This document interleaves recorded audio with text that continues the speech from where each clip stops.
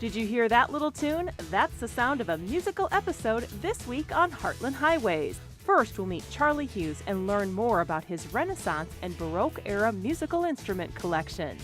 Then, Mark Rubel shares his not only fun to look at, but also fun to play guitar collection.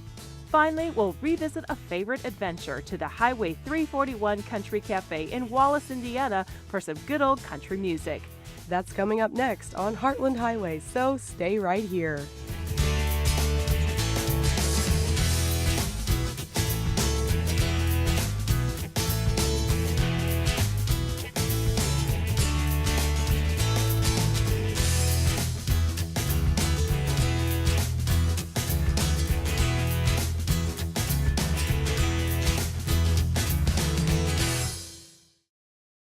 This week's show is all about music in one way or another, and first we're going to take a look at musical instruments. So, Kate, do you remember playing the recorder in elementary school? Oh yeah, like the little plastic thing with the holes? That's right, I did too. Well, we're about to meet a Charleston man who's got an impressive collection of recorders and then some. Charlie Hughes brought out just part of his Renaissance and Baroque instruments to the Tarbell Arts Center on EIU's campus. Well, when we met him, we learned all about dulcians, cornettos, crumhorns, and shawms. Here's his story.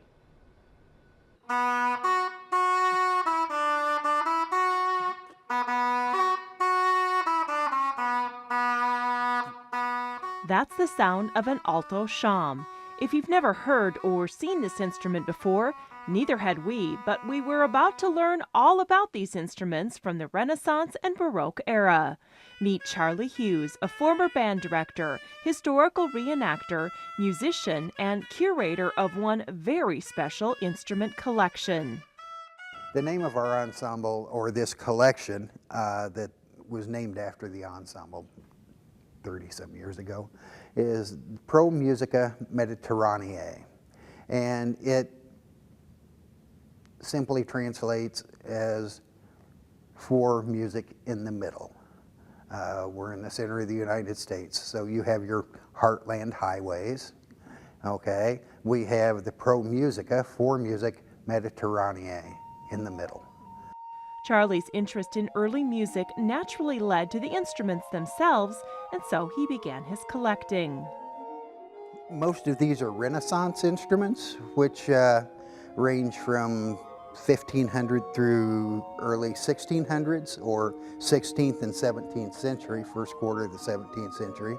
The Baroque instruments then will be the 18th century instruments and the late 17th century instruments.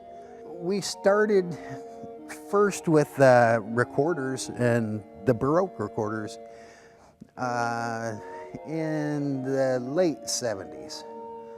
We had become interested in the early music, and were active in a history group that recreated or reenacted Middle Ages, the Renaissance. And so with our music interests, my wife and I just automatically picked up those instruments. So the gateway instrument for me was the Baroque recorder. Then as you study more and you learn more, you realize what's appropriate for the time period, and you start adding to that. Then you find out about the different families of instruments, and as opportunity allows, you add to it. And while instruments like these were used as far back as the 1500s, the collection doesn't date from that era. These are replicas from that time period. And I have a good variety of generations of makers. We're in about the third generation of makers at the moment. The first generation makers made instruments that looked like the instruments, but played like contemporary instruments for the contemporary performers back then. Then people started doing more replicas of actual museum pieces, and they started studying the different techniques and methods that way. The instruments vary in size, shape, reed, and sound type. Some are quiet and were intended for small indoor ensembles.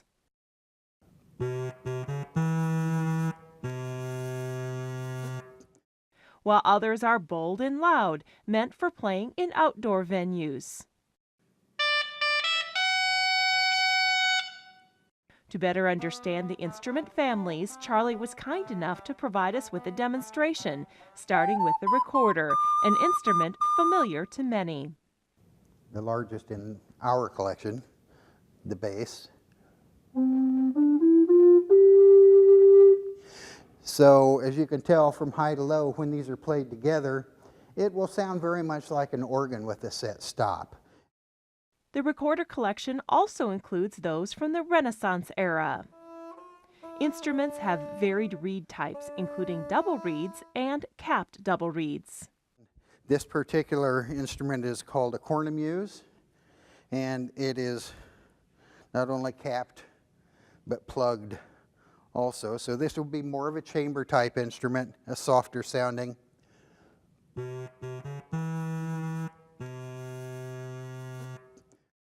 These J-shaped instruments are called crumhorns and are part of the capped reed family. Shawms are another loud instrument and are part of the same family that the oboe comes from.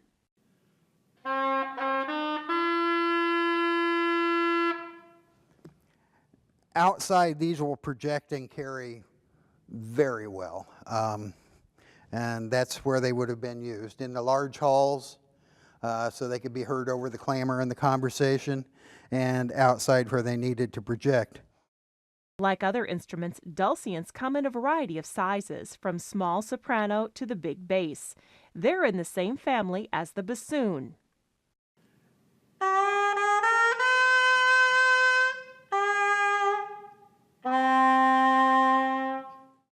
The next family of instruments are the lip reeds, and with the lip reeds we have probably the most common looking to the regular eye, the sackbut. And the sackbut's the predecessor of the trombone.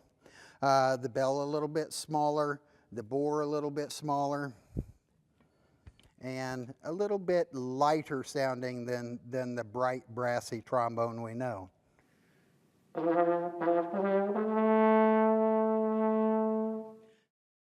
Cornettos can be curved or straight and made out of two pieces of wood. However, their sound is similar to the modern-day cornet or trumpet.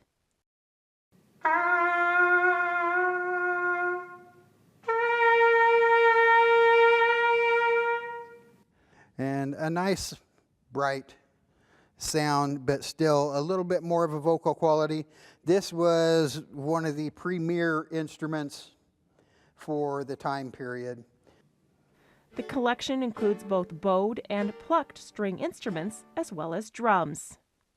The display that Charlie brought out for our interview included 100 different instruments, but he says there's even more at home. And like any passionate collector, he's not done. I'd love to have a matched set of Renaissance recorders. I would like to extend the range that I have with these. There are 2 or 3 sizes larger than what I have, and when you add those to a consort, it's just a totally different sound. The instruments are not just collector's items. They are played by Charlie and his wife in a Charleston-based group called the Collegium Musicum. And it was an opportunity for us to play, and when opportunity came, we jumped at it.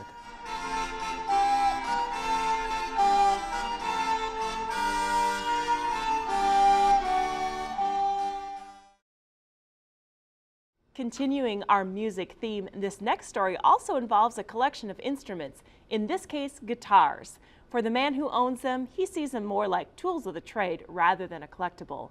Mark Rubel is a sound engineer, musician, and teacher who uses the collection at his recording studio in Champaign, Illinois, and with his band. I'm Mark Rubel, and I have been a bass player since I was 12 years old. I've always been interested in music and sound. Started a recording studio with some friends shortly after college, and I've been doing that for 32 years. Well, I started with a few instruments for my own playing, And then when we got the recording studio, I thought it was nice to have a variety of instruments around for people to play in the studio and so on. So I've been accumulating guitars almost as long as we've had the studio as a way of giving guitar players access to different sounds.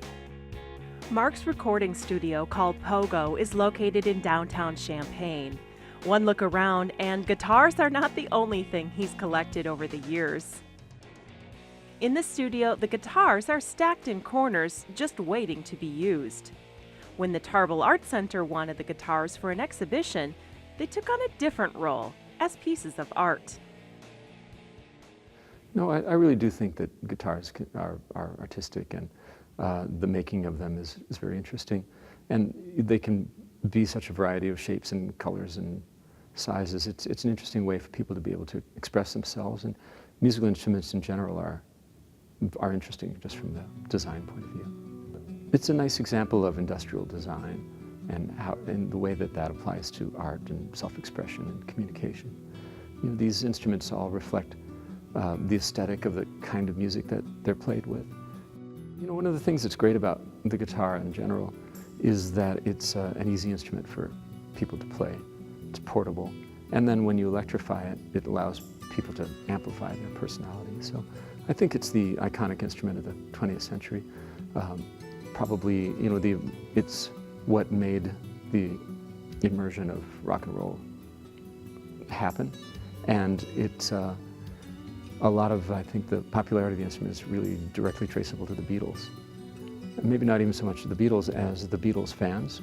I think you ask just about anybody my age who plays music, and you ask them what got you into it. They saw the Beatles on TV, and it might not have even been the Beatles, but all the screaming girls. And that was the attraction as much as anything. Mark's collection includes iconic guitars like the Gibson Les Paul and the Fender Stratocaster, but he also owns several one-of-a-kinds. The gas can guitar was built by a fellow named Tex Wynn, who is a very active guitar player. I think he's in his 80s these days, and he still plays, you know, all the time. He's a very interesting man. He restores Model T Fords, and he's an expert on Indian artifacts and so forth. And he's a retired machinist, so he built this guitar out of a military gas can, put a neck on it. It has a Taisco neck, which is a Japanese neck. The neck is interesting in that it doesn't have a truss rod. There's not a steel rod in there to keep it from bending or to correct it if it bends, because the neck is actually laminated out of hundreds of little pieces of wood that are all stuck together. The giant bass was an idea just as a kind of a visual for my band, Captain Rat and the Blind Rivets. So I asked a guy named John Gray, who's a guitar builder, to make me an electric bass that has the string length of a string bass. So he took the design, took it to Kinko's, blew it up by the right percentage, and built it.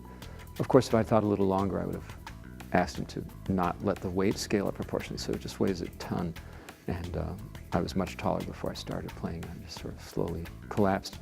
But it's a great looking object because it scales so well. It really, and it's a very weird illusion, which is when a person puts it on, it makes them look like they shrank. It's not as though they're wearing a giant object. There's some sort of optical illusion involved.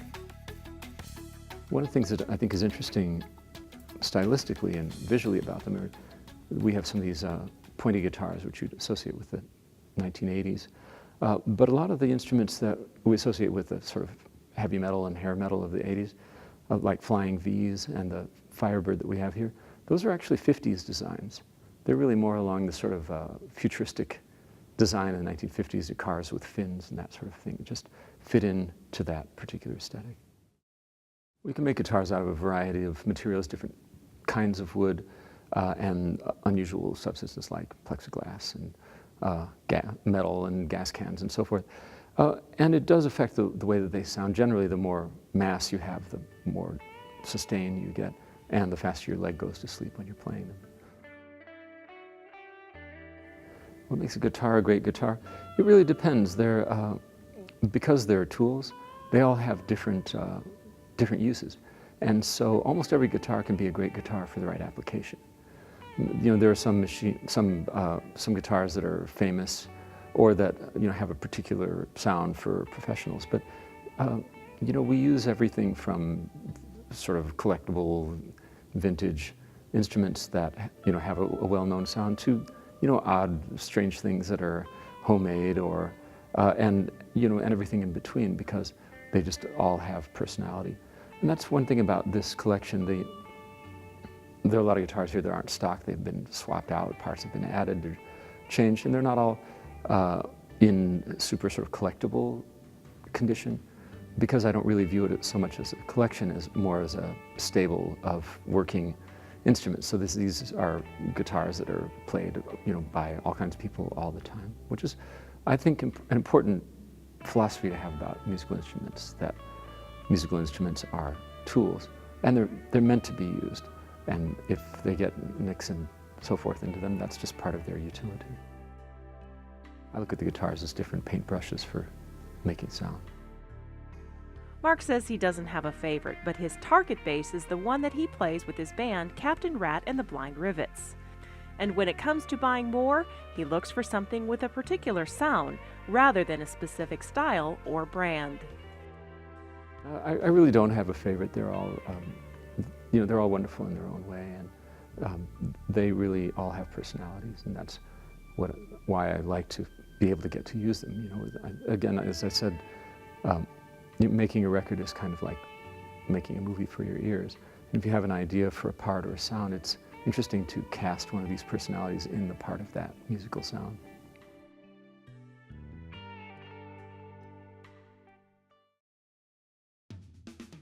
Is there a place we should see or a person that we need to meet? Tell us all about it. You can email us at heartlandhighways@weiu.net. Call us at 1-877-727-9348 or send us a letter to 600 Lincoln Avenue, Charleston, Illinois, 61920. Now here's a place that people are still talking about. It was 2008 when we first visited the 341 Country Cafe in Wallace, Indiana. And since the story was so popular with viewers, we wanted to show it to you again. Now, the 341 is more than just a restaurant. It's a place for great music and an all-around good time. Take a look for yourself.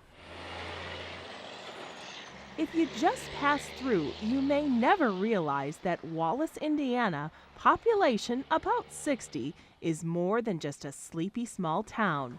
While it may be quiet here now, by 6 p.m. on any given Monday, Thursday, or Saturday, this place springs to life.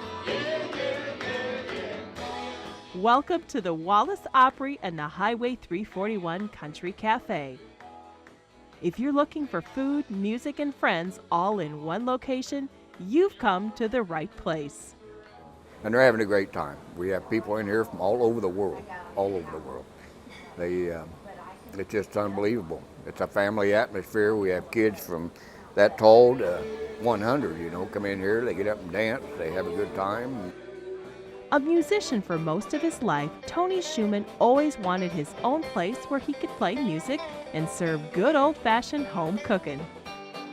Between 2001 and 2003, we looked at every town around Fountain County, Vermilion County. We just went all over, Warren County, and this was the biggest restaurant we could find to do what we wanted to do. This was an old restaurant. It's been around since the mid-1800s. It needed a lot of work, and we put about 100 gallons of paint in it and built the bandstand. We put in a new restroom back here and redid all the floors, and so. I didn't mind doing it, but I knew what it was going to involve, and I wasn't sure it would work. And of course, when I seen Wallace, I really didn't think it would work, But I actually believe God led us here, because I don't think it would have worked anywhere else like it has worked here. It's just amazing. These people are so, and they're not just Wallace people. They come from all over because of the Wallace atmosphere. Opened in 2003, the Opry and Café has been going strong ever since. Some even say that the Schumanns saved Wallace. When they came to town, they changed the whole town, because the town was literally dying, and they have kept it alive. I mean, people come from everywhere to here. Because we don't advertise. I bet we haven't spent $500 on advertisement since we've been here, And but word of mouth is just you know, and they come once, usually they get hooked because they have a good time, you know. They bring their families back in. When they come from out of country or out of state, they bring their families in because they know they'll have a good night here, and they do. It's the combination of food, music, and dance that makes this place so popular. In fact, on live music nights, reservations are a must. Like I said, the reason I do reserve them is because I don't want anyone driving any distance and not being able to come in. So, yeah, we do take the reservations, and that way they get to sit together, not spread all out. We'll have 160, probably 170 people in, probably. Not counting, we'll have walk-ins too, and a lot of times we'll turn them away because we just don't have the seating capacity for them.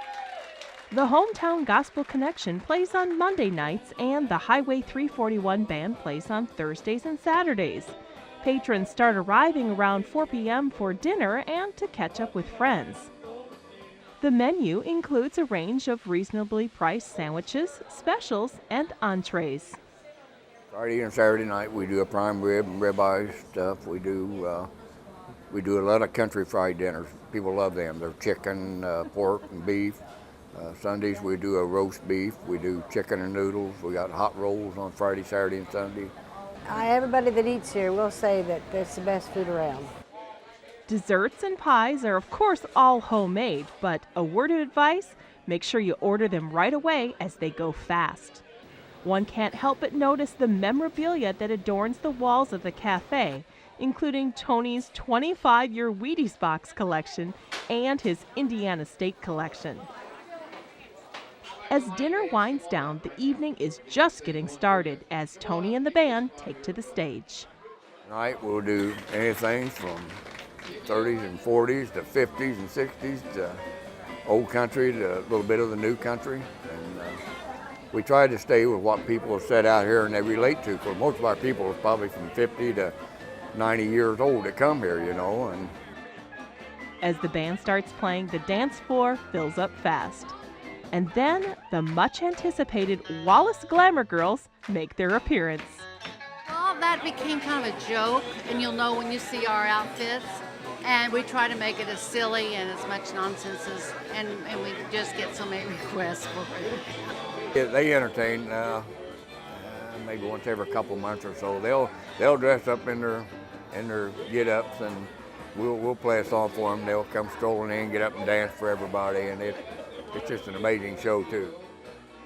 As the band plays on, Tony's wife Linda takes very little time to sit down for herself. She continues to run the register, take and serve orders, and basically keep the food end of the operation running smoothly.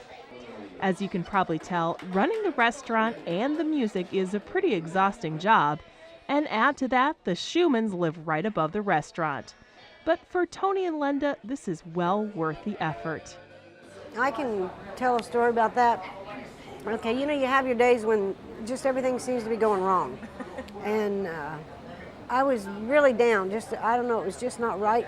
I was up at the register and I happened to look back this way, and in every aisle I seen a person hugging another person, and I thought, that's what it's about. So it just lifts your spirits and makes it worthwhile. It is. Because that's what this place is for, just to give people 3 hours of happy. There's not a stranger comes in here. I mean, if they did, people make them welcome, and you know, it's hard to explain. It really is. And said if it had been in any other town, I don't think it'd ever work.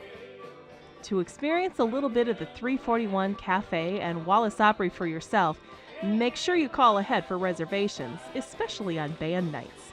The cafe is open daily at 7 a.m.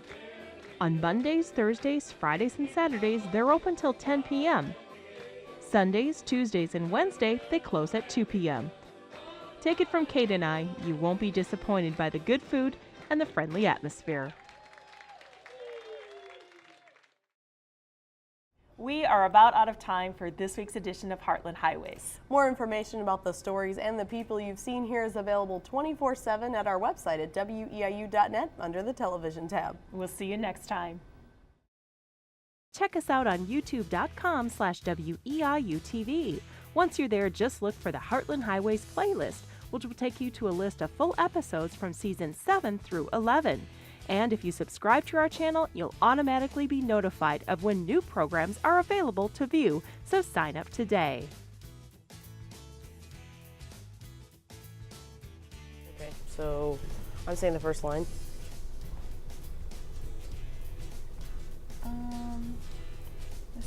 First we take a look at musical instruments. Kate, here we go. 3, 2, 1. You're doing Countdown for me. It's all right. It's all good. Take my cup and go home. Take your cup and go home. Kate, shoulders back. You're slouched again. There you go. Thanks. I'm tired. All right. And since this story was so popular with this story was short. More information is always available on our website at 24/7. Yeah. Yes, it is. Try that, 247.com. See where you get. I don't know.